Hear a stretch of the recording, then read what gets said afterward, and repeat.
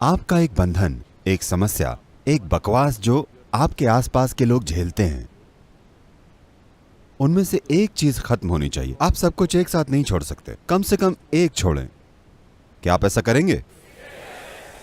क्योंकि रूपांतरण के बिना खोखला अध्यात्म, आध्यात्म की बात करना, आध्यात्मिक होने का दिखावा बेकार है।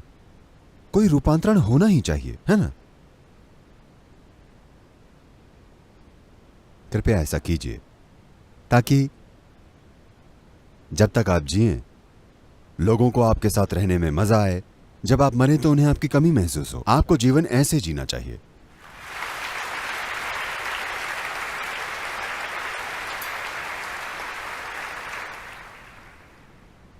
एक दिन शंकरन पिल्लई की बीवी was particularly incensed. नाराज थी, तो उसने सूप बनाया और उसमें 5 चम्मच भर के अलग से मिर्च डाल दी और आकर उसे परोसा। वो बहुत गर्म था, जबरदस्त गर्म, और वो देखना चाहती थी कि क्या होता है।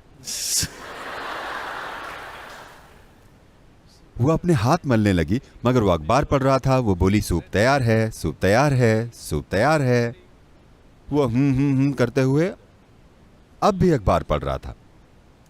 फिर उसने देखना चाहा कि क्या ये उपाय काम करेगा, कि कहीं मिर्च पाउडर मिलावटी तो नहीं, कि कहीं ये कम तीखा तो नहीं है। तो उसने सोचा कि चख के देखते हैं, और 1 चम्मच भर के मुंह में रखा। उसके मुंह में विस्फोट हुआ, आंसू उमड़ आए, आंसू बहने लगे। ठीक उसी समय शंकरन पिल्लई ने अखबार नीचे रखा और आया। उसने बीवी को देखा और कहा, तुम रो क्यों रही हो? वो बोली, पता है पिछले साल मेरी मां मर गई और उन्हें यह सूप कितना पसंद था। मैंने जब यह सूप बाउल देखा तो मुझे मां की याद आ गई और आंसू आ गए।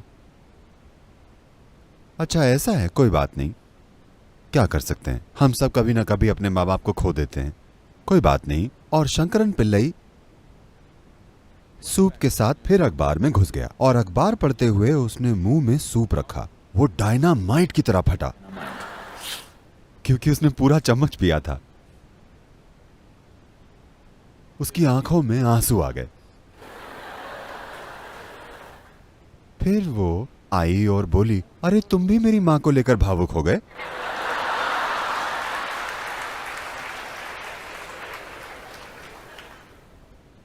वो बोला, नहीं नहीं, मैं तुम्हारी मां के मरने पर नहीं रो रहा।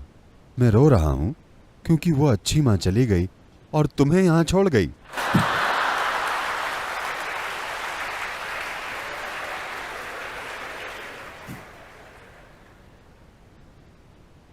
ये जीने का तरीका नहीं है। जब आप जिएं तो लोग आपकी मौजूदगी से खुश हों, जब आप मरें तो वह आपको याद करें। अगर इसका उल्टा होता है तो इसका मतलब है कि हम गलत तरीके से जी रहे हैं, है ना?